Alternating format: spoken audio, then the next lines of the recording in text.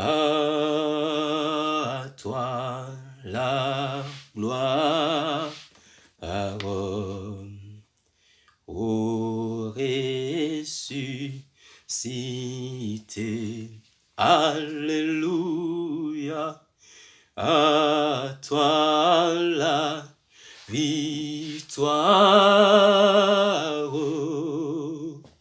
pour l'éternité. Brillant des lumières, l'ange descendu, alléluia. Il roule la pierre du tombeau vaincu, alléluia. À toi la gloire, ô ressuscité, alléluia. Oh, à toi la victoire pour l'éternité. Éternel Dieu Tout-Puissant, Père de gloire, je te bénis, je te loue, je te glorifie, Jéhovah Rapha, Jéhovah Jireh. Père, toi qui as accordé encore ce moment devant ta présence et devant tes enfants sénés dans le monde entier. Père, je viens te dire gloire. À toi l'honneur, la puissance et la gloire. À toi qui es assis sur le trône et qui siège au milieu de louanges et d'adoration. Que tous ces moments, Seigneur, soient selon toi, selon ta volonté, par la puissance du Saint-Esprit, au nom de Jésus-Christ. Amen.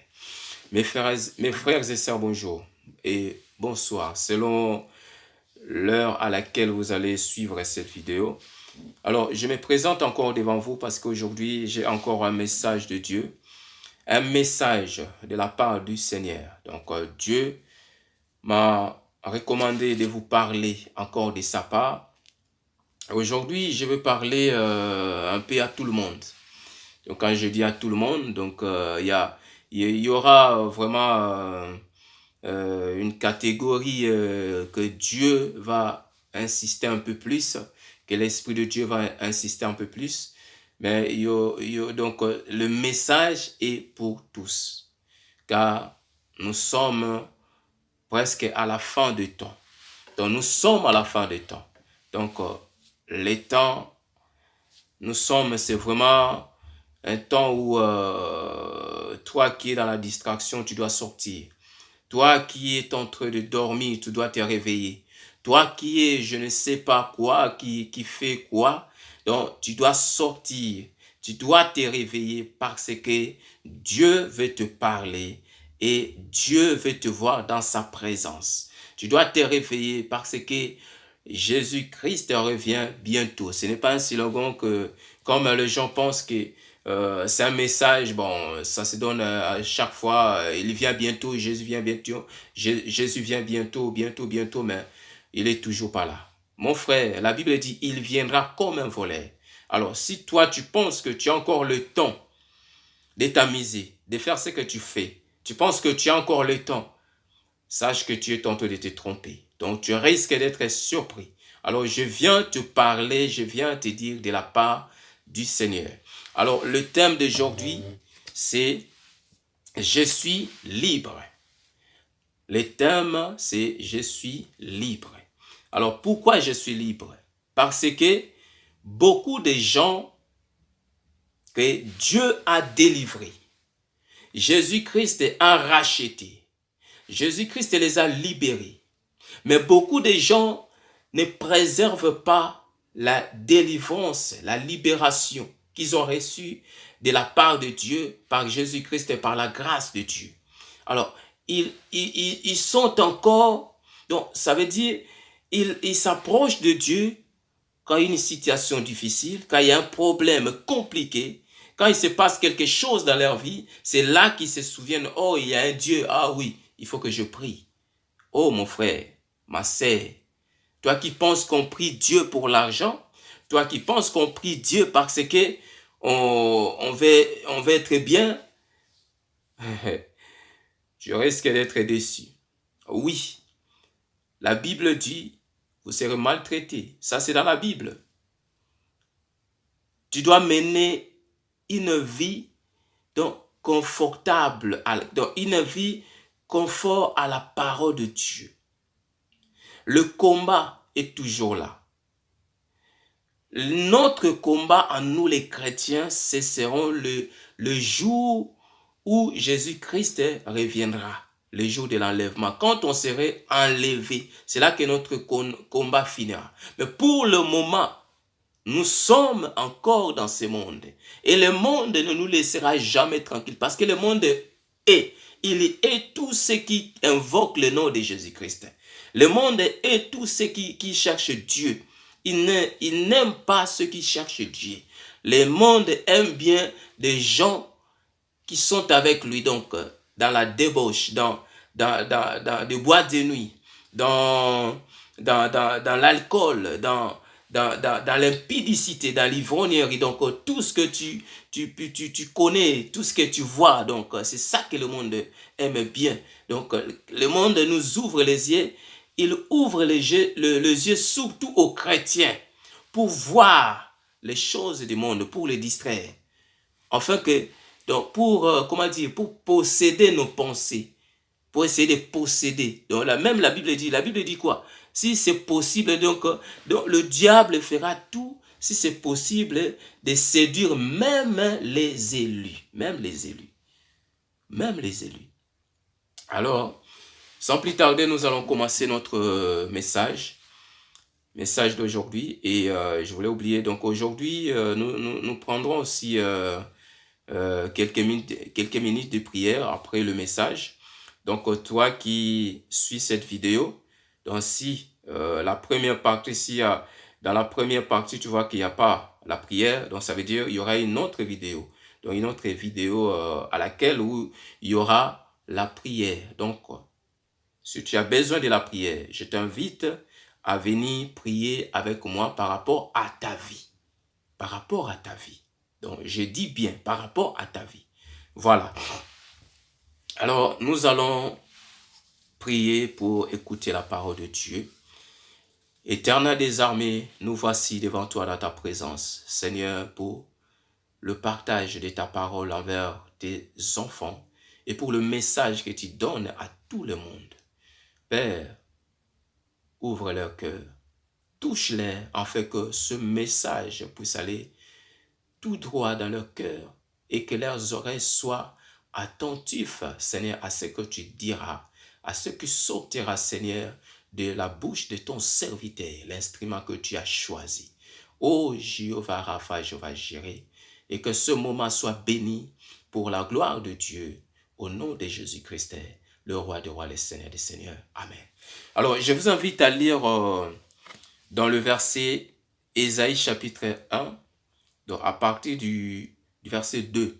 Donc, le message, il y aura un peu, donc, par rapport au message, donc, je vais donner peut-être encore plus des versets bibliques. Mais notre lecture, donc, je vais dire plutôt notre message est basé. Donc, ça, c'est le verset principal. Donc, notre message est basé par rapport à Ésaïe chapitre 1, à partir du verset 2. Donc, je lis au nom de Jésus-Christ. Dieu dit, cieux, écoutez, terre, prête l'oreille, car l'Éternel parle. Là, c'est le prophète Ésaïe qui s'adresse aux enfants d'Israël. Dieu dit, j'ai nourri et élevé des enfants, mais ils se sont révoltés contre moi. Il dit, j'ai nourri et élevé des enfants, mais ils se sont révoltés contre moi. Donc, je ne sais pas où Dieu t'avait sorti. Je ne sais pas dans quelle situation que Dieu t'avait sorti.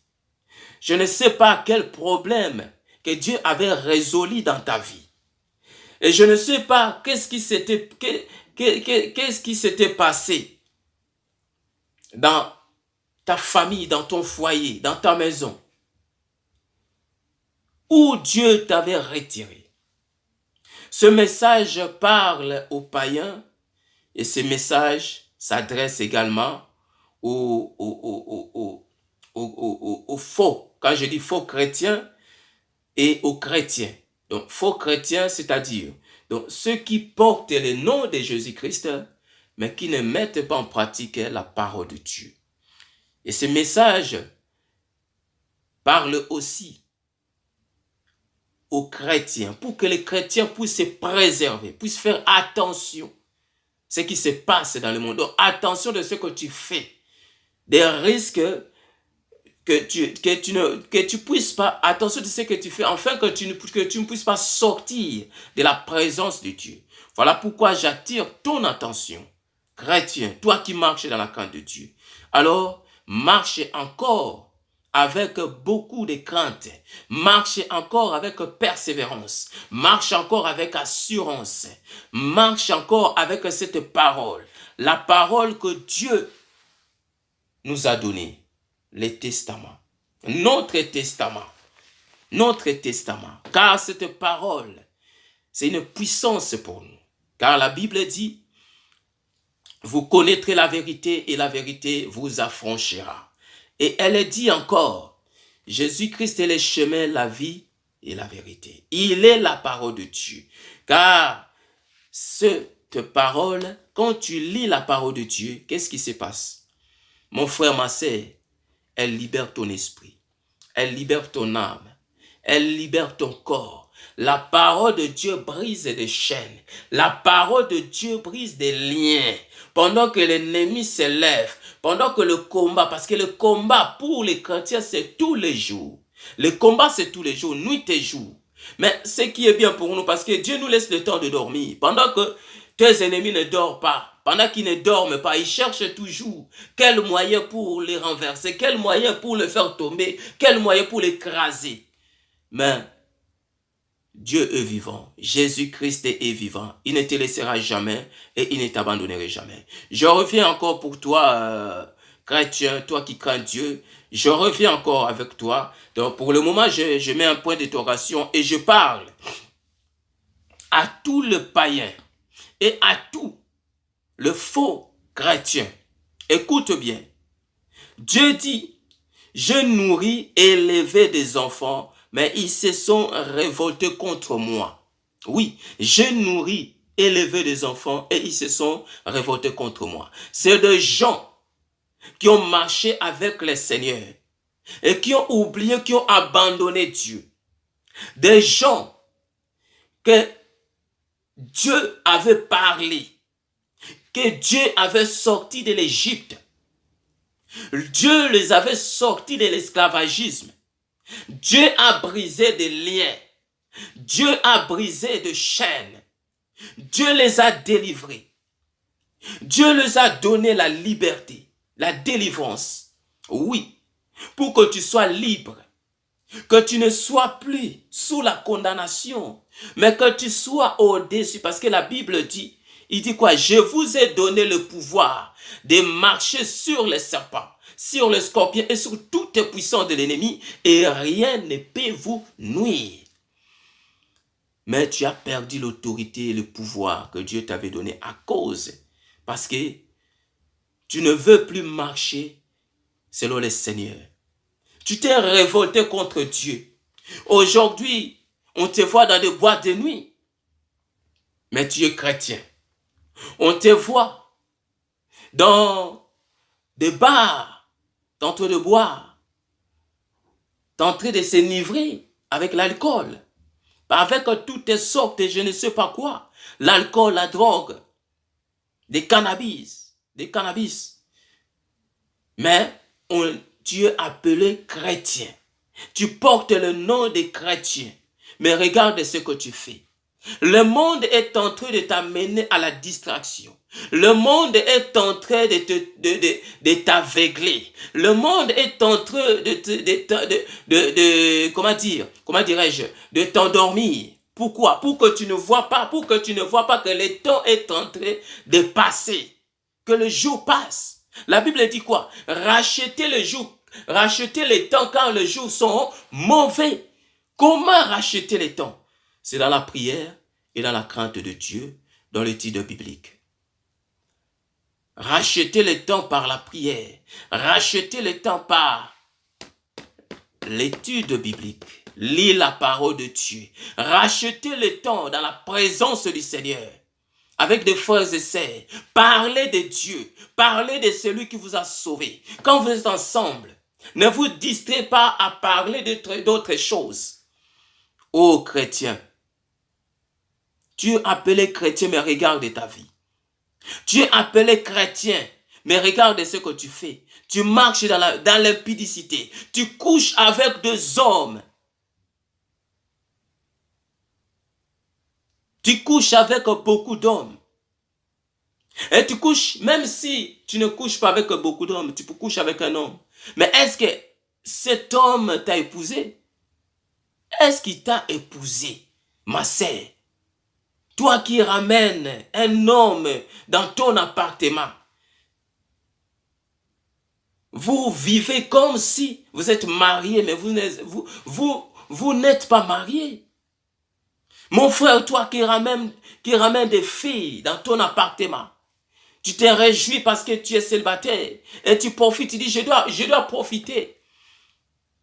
Comme les jeunes pensent qu'ils ont encore le temps de profiter, le temps de se réjouir, le temps de s'amuser. Parce que c'est ce qu'on nous dit, c'est ce que nous entendons partout, par-ci, par-là, des fois à la télé. Oh oui, vous êtes jeune, il faut profiter. Tu es jeune, il faut encore profiter. Peut-être dans ton entourage, on te dit, il faut profiter, tu es encore jeune. Mais, frère, ma sœur, est-ce que ce que tu fais, Dieu prouve cela? Est-ce que Dieu est content de ce que tu fais? Est-ce que Dieu est d'accord de tout le message que tu entends, que tu écoutes? Quand les hommes parlent, tu es pressé de le pratiquer, de le mettre en pratique. Tu es pressé de faire comme ils ont dit, comment dire, d'appliquer leurs conseils.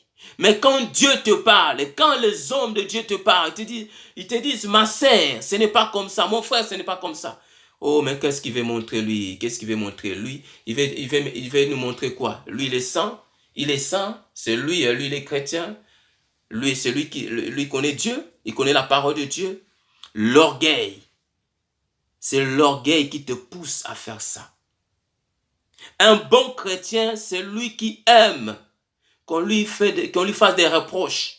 Qu'on lui dise que non, mon frère, ça, ce n'est pas bon. Vous savez, je vais vous dire une chose. Quand tu vois qu'on te parle et qu'un message qui sort, quel que soit l'endroit, dans l'église, et le message qui est en train de sortir, quand on te parle et que ça te fait mal, sache que c'est Dieu qui te parle. Quand ça fait mal, ça veut dire ton âme, il le réclame. Donc, quand ça fait mal, donc ça veut dire même ton âme, il n'est pas content de ce qui se passe dans ta vie. De ce que tu fais. Parce que tu le pousses à pécher contre Dieu. Tu le pousses à se révolter contre Dieu. Tu as oublié celui qui t'a sorti quand tu étais dans le ventre de ta mère. Il dit, je nourris et élevé des enfants, mais ils se sont révoltés contre moi. Quand tu étais encore dans le ventre de ta mère, est-ce que tu sais combien sont sortis de mort-nés? Combien ont été avortés? Combien ont été tués? Combien des enfants sont morts le jour-là quand toi tu étais né? Mais toi, Dieu t'a préservé. Il t'a préservé jusqu'à ce que tu es né. Tu es né. Dieu t'a permis de naître dans ce monde pour voir sa grandeur, pour voir sa puissance. Quand on voit ce monde, quand on regarde les arbres, on regarde le ciel, on regarde la terre, on voit des hommes, des animaux, on reconnaît tout de suite que Dieu est vivant, qu'il est vivant. Même si on ne t'a jamais encore parlé de Dieu, mais les choses là, Tu dois dire, il y a quelqu'un qui a créé ça. Et celui qui a créé, c'est qui? C'est Dieu le Père, l'Éternel des armées, le Dieu d'Abraham, le Dieu d'Isaac, de Jacob, d'Israël. C'est lui que tu es en train de régner dans ta vie. Oui, même si tu ne le dis pas, mais tes œuvres, tes actions montrent que tu es en train de régner Dieu dans ta vie. Tu es en train de régner Jésus-Christ de Nazareth. Et que tu n'es pas d'accord à la parole de Dieu. Souviens-toi d'où tu viens, d'où tu es sorti. Quand tu étais enfant, tu étais maladif. Beaucoup de gens sont morts par cette maladie. Tu grandis. Aujourd'hui, tu es devenu un jeune homme costaud. Au lieu de chercher Dieu, de le bénir, de témoigner, mais tu fais passer en disant que je dois profiter de la vie. J'ai souffert quand j'étais enfant, j'étais beaucoup malade, j'ai tombé beaucoup malade, voire même je n'avais pas le temps d'aller à l'école, voire même je n'avais pas le temps de faire ceci. Je passais mes jours toujours à l'hôpital, dans les lits de l'hôpital. Mais maintenant, aujourd'hui, je suis en pleine forme. Je profite, je dois profiter. Oh, tu te trompes, mon frère, tu te trompes. On arrive. La parole de Dieu dit encore quoi? Le bœuf connaît son possesseur. Écoutez bien. Le bœuf connaît son possesseur. Donc, Dieu dit, même le bœuf, il connaît à qui il appartient. Même un animal connaît à qui il appartient. Deuxième fois, il dit encore, et l'âne, la crèche de son maître. Je reprends, le bœuf connaît son possesseur et l'âne, la crèche de son maître. Donc Dieu dit, le bœuf connaît son possesseur et l'âne, la crèche de son maître. Donc même l'âne sait où habite son maître. Il sait où habite son maître. On les voit. Ceux qui ont des chats. Le chat connaît la maison de son maître. Le chien connaît la maison de son maître. Mon frère, et toi qui es créé par l'image de Dieu, homme que Dieu a créé par son image, comment ça se fait que tu ne reconnais pas ton Dieu? Comment tu ne reconnais pas celui qui t'a créé? Comment tu ne reconnais pas celui qui t'a envoyé dans ce monde? Celui qui a créé même le monde, même là où tes pieds piétinent. Comment tu ne connais pas ce Dieu-là? Qu'est-ce que Dieu dit? Il dit, Israël ne connaît rien. Donc ça veut dire, toi, tu ne connais rien. Tu ne connais rien de celui qui t'a créé. Tu ne connais rien de celui qui a créé ce monde. Pourquoi? Parce que tu ne fais pas des recherches. Tu t'en fiches, tu t'en fous. Oui, mais mon frère, sache qu'un jour, tu as un compte à rendre à Dieu. Quelle que soit ta vie, quel que soit ce que tu fais dans ce monde, quel que soit, même si tu réunis ce Dieu-là, même si tu le refuses dans ta vie, mais tu as un rendez-vous avec lui. Qui que tu sois, nous avons tous un grand, j'appelle ça un grand rendez-vous. Tout homme a un rendez-vous avec le Seigneur. Quel rendez-vous? Le jugement dernier. Le jour de ton jugement. C'est ça ton rendez-vous, c'est ça le grand rendez-vous. Si tu ne prends pas le temps de chercher Dieu, si tu ne prends pas le temps de découvrir le Dieu qui t'a créé, le Dieu qui a créé ce monde, tu es en train de préparer un aller simple en enfer. Au verset 4, Dieu dit quoi? Malheur à la nation pécheresse, au peuple chargé d'iniquité. Donc malheur à la nation pécheresse, au peuple chargé d'iniquité. Donc malheur à une nation qui ne cherche pas Dieu, mais ils passent leur temps dans la débauche, dans le péché, dans l'impudicité, dans des boîtes de nuit. Ils passent leur temps dans la richesse de ce monde. Ils passent leur temps à critiquer les autres. Ils passent leur temps dans l'hypocrisie, dans l'orgueil. Ils passent leur temps dans des choses abominables au lieu de chercher Dieu. Et Dieu dit, peuple chargé d'iniquité. Ça veut dire, Dieu reconnaît leurs péchés. Dieu reconnaît tes péchés. Il reconnaît ce que tu fais. Il sait que tu commets des péchés. Et tu t'en fous de lui. Tu ne cherches même pas la face de Dieu. Tu ne cherches même pas. Il n'y a aucun moment où tu te rends compte, tu dis que qu'est-ce que je fais? Pourquoi ça? Pourquoi ça? Tu sais, un homme qui a l'habitude de se poser des questions. Pourquoi je mène cette vie? Pourquoi ça se répète toujours? Pourquoi ça revient? Pourquoi encore ça? Oh Seigneur, celui-là, Dieu va lui donner la force pour sortir dans ces choses-là. Mais toi, qui s'en fiche, qui pense maintenant que le monde t'appartient, tu as oublié ton Créateur, tu as oublié celui qui t'a créé. Tu penses maintenant que ce monde t'appartient et que tu as droit à tout. Parce que tu penses que tu es libre. Libre de commettre le péché, libre de faire du mal aux gens, libre donc toi-même tu sais ce que tu fais. Dieu t'appellera au jugement. Tu es jeune, tu penses que tu as encore le temps. Même les riches, tu dis je suis riche, qu'est-ce que je vais chercher? Je n'ai pas besoin d'aller prier, je n'ai pas besoin de chercher Dieu. J'ai tout ce qu'il me faut. Ah bon? Et la vie éternelle, tu penses que ton argent peut l'acheter?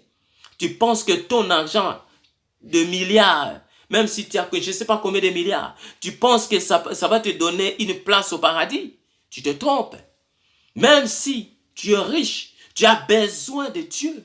Tu dois chercher Dieu. Tu dois invoquer Dieu. Jésus-Christ de Nazareth, celui qui est mort sur la croix pour toi. Celui qui a versé son sang, le sang de la nouvelle alliance, qui t'a racheté. Oui, l'œuvre de Dieu sur la croix a déjà été accomplie.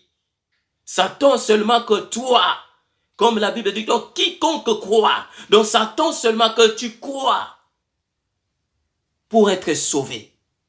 Que tu crois seulement que Jésus-Christ est le Fils de Dieu. Que tu crois seulement que oui, sans lui, je ne pourrai pas entrer au ciel, au paradis.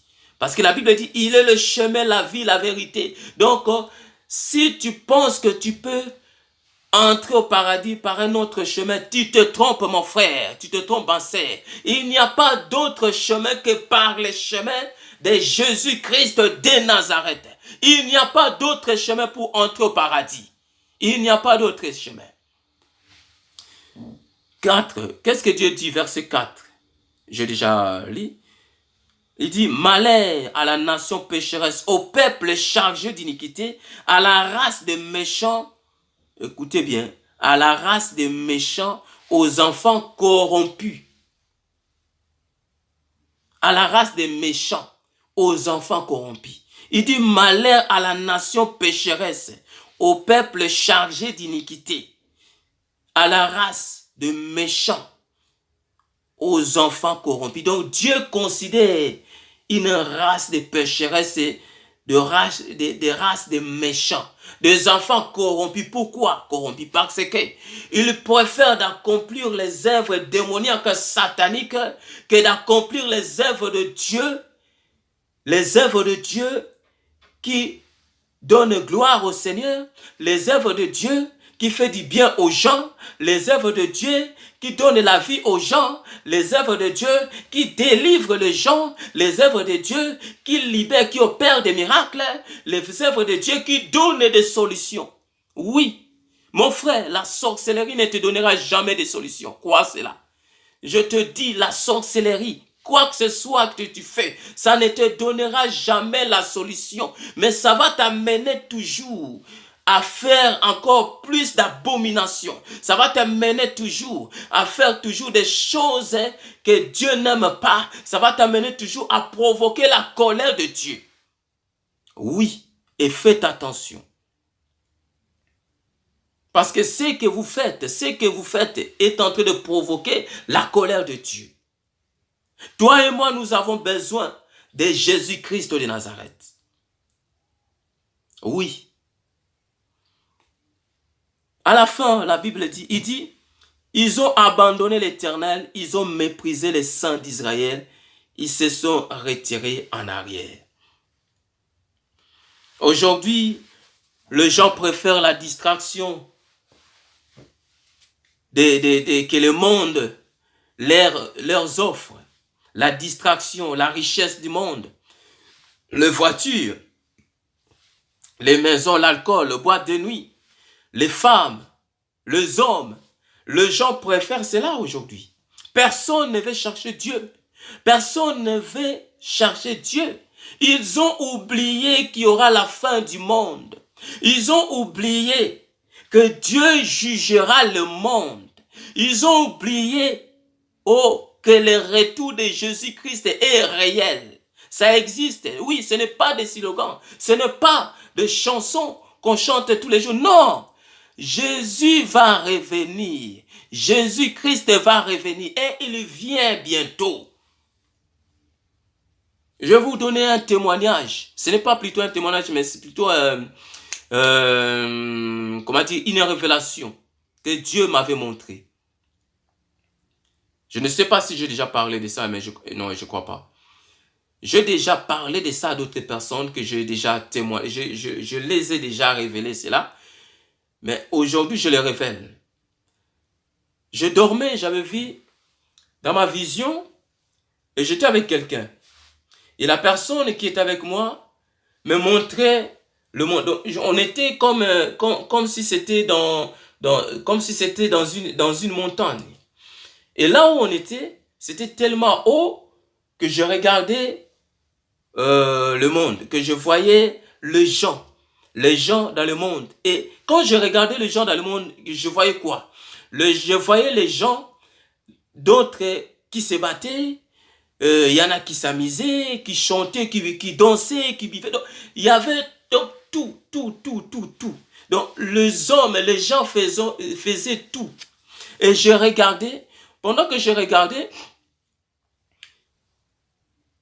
et celui qui était avec moi m'a montré quelque part. Et quand je tournais mon visage pour regarder, je vis, il y avait une personne assise sur une chaise.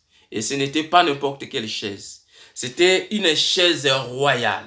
Une chaise, je ne sais pas comment je peux expliquer cela, comment je peux détailler cela. Donc, je dis, ce genre de chaise, je n'ai jamais vu ça dans le monde.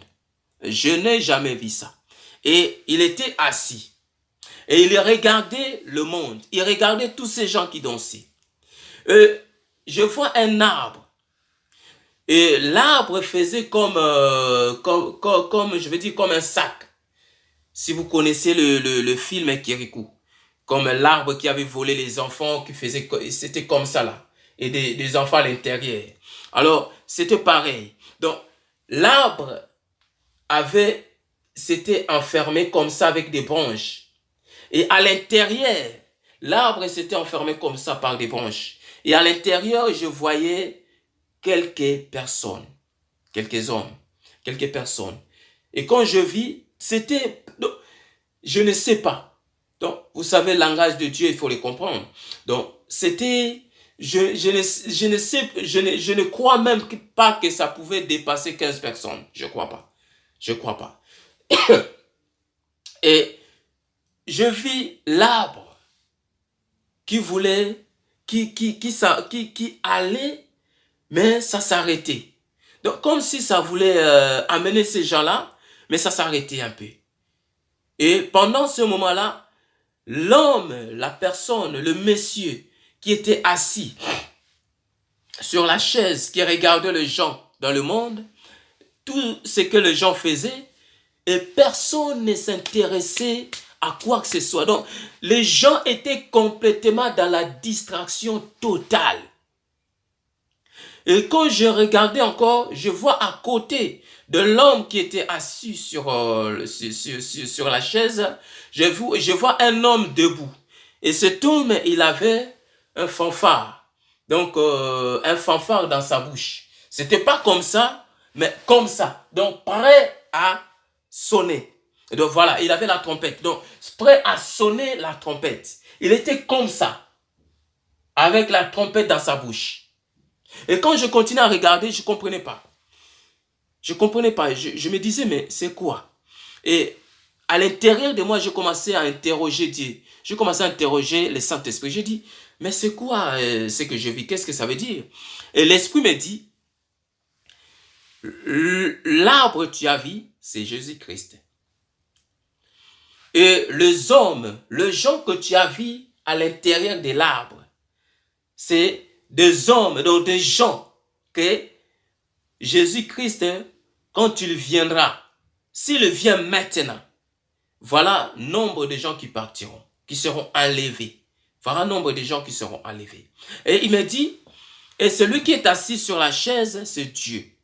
L'homme qui est à côté de lui, c'est l'ange qui doit sonner la trompette pour l'enlèvement.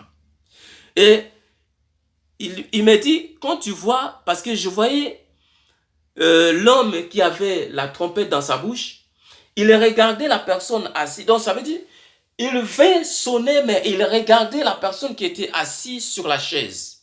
Et le Saint-Esprit me dit, l'Esprit de Dieu me dit, il regarde Dieu parce qu'il attend l'ordre. Les gens pensent, ils pensent qu'ils ont encore le temps. Ils pensent que le temps de l'enlèvement est bientôt, mais en réalité, ce n'est pas bientôt, c'est imminent. Le temps de l'enlèvement, le retour de Jésus-Christ est imminent. Donc, Dieu, il les regarde, l'Esprit me dit, quand tu les regardes, il voit ces gens-là qui sont dans la distraction, qui ne se soucient de rien, qui ne pensent pas que la fin du monde existe. Ils pensent qu'ils ont encore le temps. Et quand Dieu les regarde, donc il a pitié. Mais l'homme qui est l'ange, qui a la trompette, lui son problème, il attend seulement l'ordre de Dieu pour sonner la trompette. Il attend seulement que Dieu lui donne l'ordre pour sonner la trompette. Mais Dieu, dans sa miséricorde, quand il regarde l'homme encore dans le péché, comme la Bible nous dit, il n'aime pas un pécheur meurt. Pourquoi? Parce que Dieu sait, si tu meurs, il va te perdre pour toujours. Donc, tu es perdu pour toujours. Sache que dans l'enfer, même si tu cries, personne ne viendra te sauver là-bas. Personne ne viendra te sortir de là. Et Dieu ne viendra jamais. Parce que la Bible dit, cherche l'Éternel pendant qu'il se trouve. Donc pendant que tu es encore dans le monde, cherche Dieu. Pendant que tu es encore vivant, cherche lui. Parce que si tu meurs, c'est fini pour toi. C'est fini pour toi. Dans le séjour de mort, Jésus-Christ ne reviendra pas pour la deuxième fois dans le séjour de mort. Non, il a déjà fait pour libérer, pour accomplir l'œuvre de la croix. Il a fait ce qui a été écrit et tout a été déjà accompli. Le reste, ce qu'on attend, c'est le retour de Jésus-Christ. C'est le jugement dernier, c'est l'Apocalypse. Oui, est-ce que tu auras la force? Est-ce que tu pourras te sauver dans le temps de l'Apocalypse, dans le temps de 666, dans le temps où diable régnera dans le monde, dans le temps où ils vont chercher à mettre les cachets 666 par la force? Est-ce que tu pourras résister à cela? Est-ce que tu pourras vraiment rester fidèle? Est-ce que tu seras capable? Oui, mon frère, c'est le moment. C'est le moment. Dieu te parle. Dieu te parle. Oui, toi qui penses que tu es encore jeune, je vais te lire un verset biblique. Parce que tu penses que tu es encore jeune. Beaucoup de gens se disent, oui, je suis encore jeune, j'ai encore le temps de m'amuser, le temps de me réjouir. Or, c'est dans ta jeunesse que tu dois chercher Dieu. Tu dois chercher l'Éternel. Alors, nous allons voir dans Alors, c'est quoi? C'est, voilà. Nous allons voir.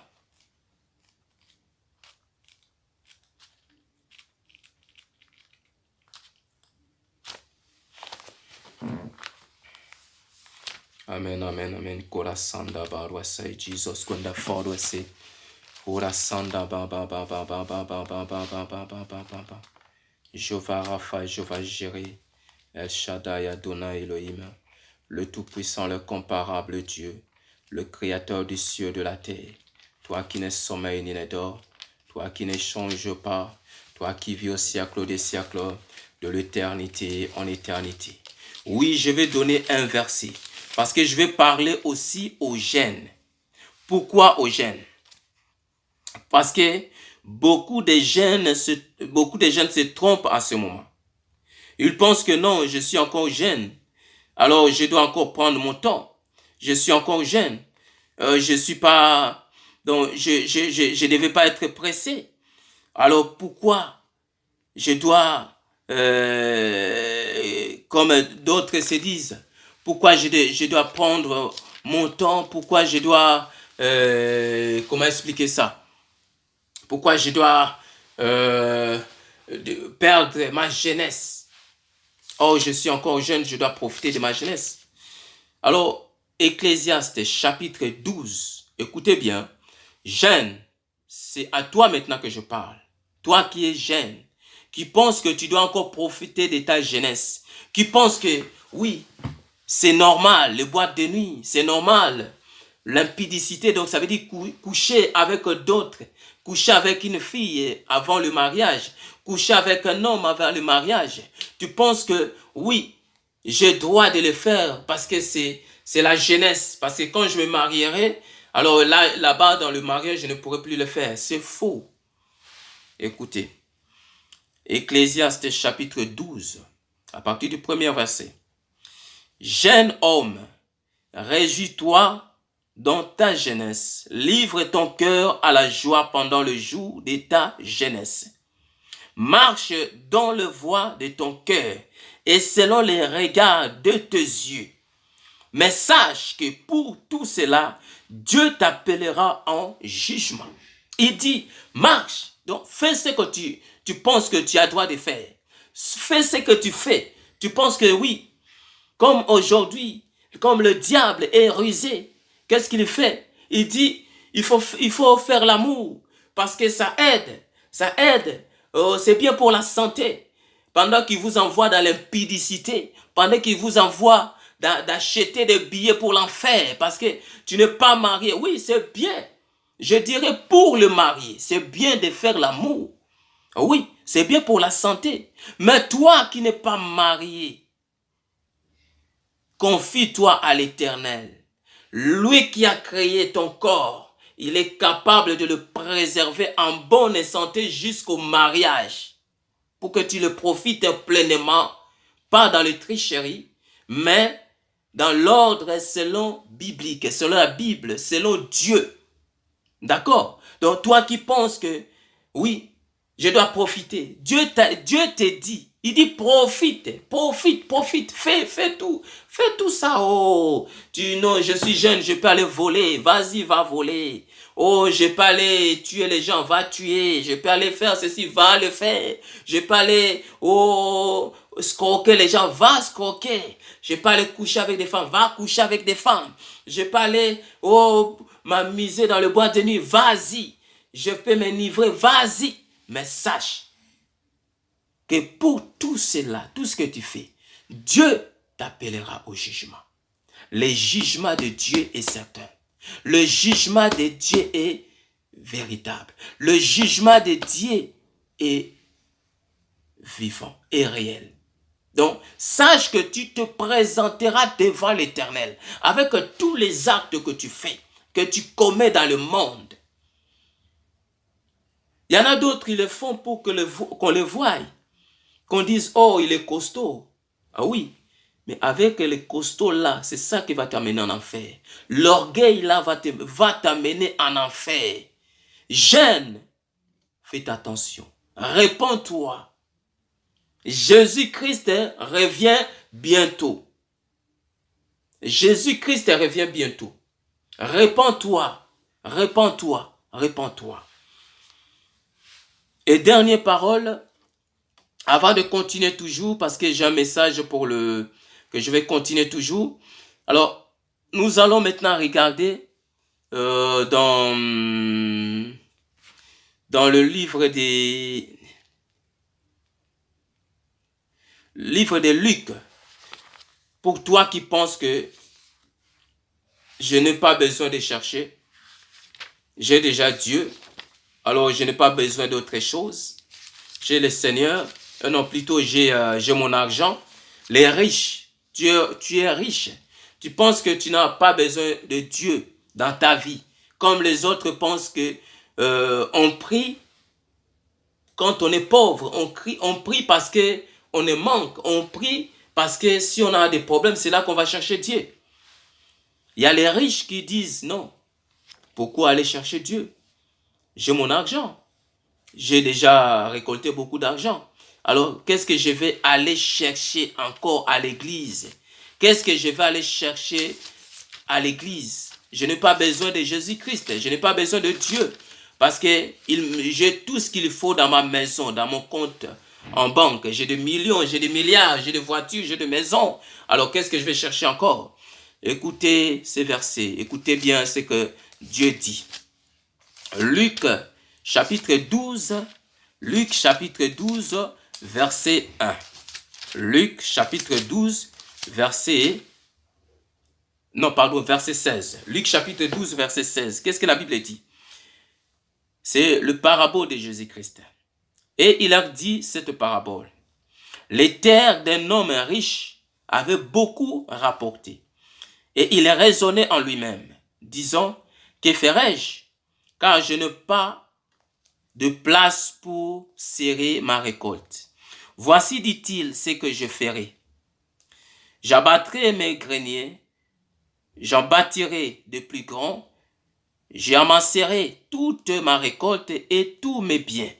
Et je dirai à mon âme, oh insensé, je dirai à mon âme, tu as beaucoup de biens en réserve pour plusieurs années. Repose-toi, mange, bois et réjouis-toi. Il dit, mange, bois et réjouis-toi. Parce que tu as beaucoup. Dis, j'ai des milliards dans mon compte. J'ai beaucoup d'argent dans mon compte. Alors, je n'ai pas besoin d'aller à l'église. Je n'ai pas besoin d'aller chercher Dieu. Parce que j'ai tout ce qu'il me faut. Maintenant, tout ce qui me reste, c'est de m'amuser avec des femmes. Dans des boîtes de nuit. Dans toutes sortes d'hôtels. Je vais m'amuser. Alors écoute Dieu, ce que Dieu dit. Mais Dieu lui dit, insensé, cette nuit même ton âme te sera redemandée. Et ce que tu as préparé, pour qui cela sera-t-il? Oui, Dieu dit cette nuit même, ton âme sera redemandée. Parce que ton âme ne t'appartient pas. Ton âme appartient à Dieu. Les responsables de ton âme, c'est qui? C'est Dieu, le propriétaire de ton âme. Voilà pourquoi même si des gens se lèvent pour tuer quelqu'un, des sorciers se lèvent, des sataniques se lèvent, même si cette personne fait du mal, mais si Dieu dit, il ne mourra pas, vous pouvez faire tout ce que vous voulez, cette personne ne mourra pas. Vous pouvez multiplier des stratégies, il ne mourra pas. Ça montre que le propriétaire, le Tout-Puissant, ce Dieu le Père, l'Éternel des armées, le Dieu de gloire. Alors cherche Dieu. Je t'invite à chercher Dieu. Je t'invite à sortir de cette vie de débauche, de cette vie d'impudicité. La vie que tu mènes va t'amener en enfer. La vie que tu mènes va faire souffrir tes enfants. Oui, tu es en train d'ouvrir beaucoup de portes contre tes enfants. Tu es en train de permettre à l'ennemi d'avoir plein droit dans leur vie. Tu es en train de permettre à l'ennemi de décider dans leur vie. Oh, Dieu t'a donné les enfants pour que tu leur montres le chemin, le bon chemin. Le bon chemin, les chemins du Seigneur, pour leur donner des conseils. Mais aujourd'hui, tes enfants sont par-ci, par-là. Ils sont en train de faire du mal aux gens. Pourquoi? Comment tu les avais élevés? Qu'est-ce que tu les avais conseillés? Celui qui protège, c'est Dieu. Oui, je suis d'accord. Mais celui qui donne aussi le conseil. Dieu nous a placés comme des parents pour montrer le bon chemin, pour parler à nos enfants, pour les conseiller. On ne respecte pas seulement son père, mais on respecte aussi le papa des autres. On ne respecte pas seulement son grand frère, mais on respecte aussi les grands frères des autres. On ne respecte pas seulement celui qui est dans ta maison parce qu'il est ton frère, parce qu'il est ton père, il est ta mère. Mais tu dois aussi du respect à tous les gens que tu vois dehors. Tu dois les respecter. Parce que ce sont des adultes dans le monde. Ils sont là comme des grands frères, comme des grandes sœurs. Ils sont là comme des parents. Ils peuvent aussi te conseiller. Ils peuvent aussi t'aider. Si par exemple il y a une situation où il y a un problème. Oui, mon frère, ma sœur, toi qui se cache derrière le nom de Jésus-Christ de Nazareth, toi qui dis Seigneur, Seigneur, qui se cache derrière le nom de Jésus-Christ, Dieu dit, réponds-toi. Tu dis tu es chrétien, mais tu ne marches pas selon la parole de Dieu. Matthieu chapitre 7, verset 21, si je ne me trompe pas. Matthieu chapitre 7, verset 21, qu'est-ce que la Bible dit? Ceux qui me disent Seigneur, Seigneur n'entreront pas tous dans le royaume des cieux, mais celui-là seul qui fait la volonté de mon Père qui est dans les cieux.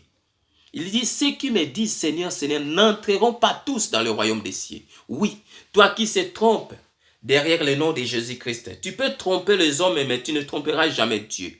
Même si tu fais semblant de prêcher à ce nom-là, oui, Dieu te dira le jour-là, Jésus-Christ te dira, je ne te connais pas. Écoutez bien ce qu'il dit. Plusieurs me diront en ce jour-là, Seigneur, Seigneur, n'avons-nous pas prophétisé par ton nom? N'avons-nous pas chassé des démons par ton nom? Et n'avons-nous pas fait beaucoup de miracles par ton nom?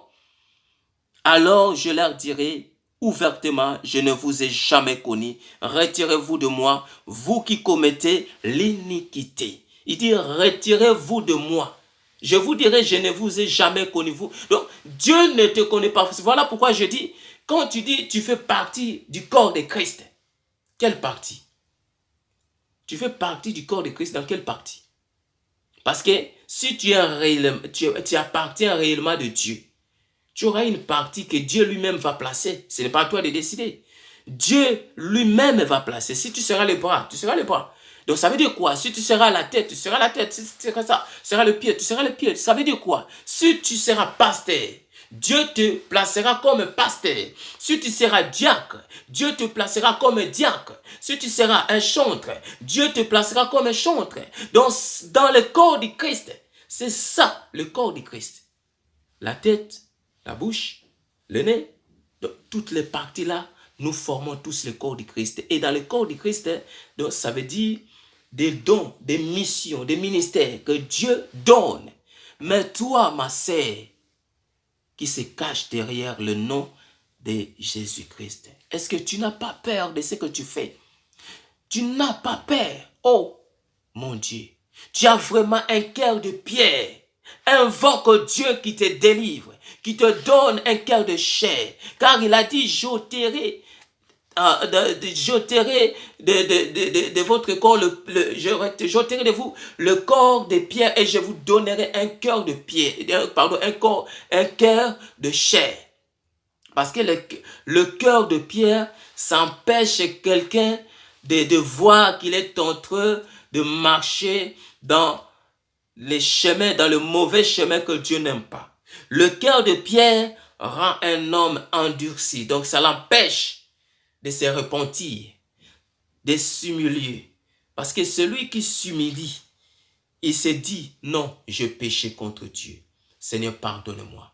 Mon frère, ce que j'avais fait, ce n'était pas bon. Pardonne-moi. Ma sœur, pardonne-moi. Ce sont les véritables qui ont ce langage-là.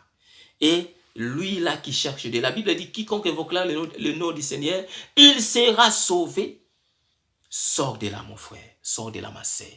Que Dieu t'aide, que Dieu te donne encore le courage, Que Dieu te donne la force de sortir.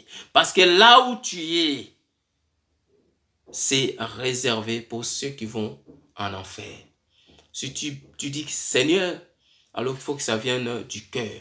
Sors de là, ne sois pas un hypocrite devant le Seigneur. Ne fais pas semblant parce qu'on ne peut pas tromper Dieu. On ne peut pas tromper Dieu. Pour finir, alors je m'adresse à ceux qui marchent dans la crainte de Dieu.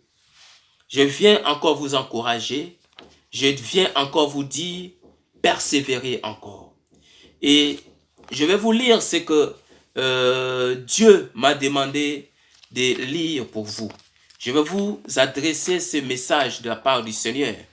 Ce message qui s'adresse à tous ceux qui marchent dans la crainte de Dieu. Écoute bien ce que Dieu vous dit. Ésaïe chapitre 23, il dit, écoute ce que Dieu te dit, toi qui marches dans la crainte de Dieu.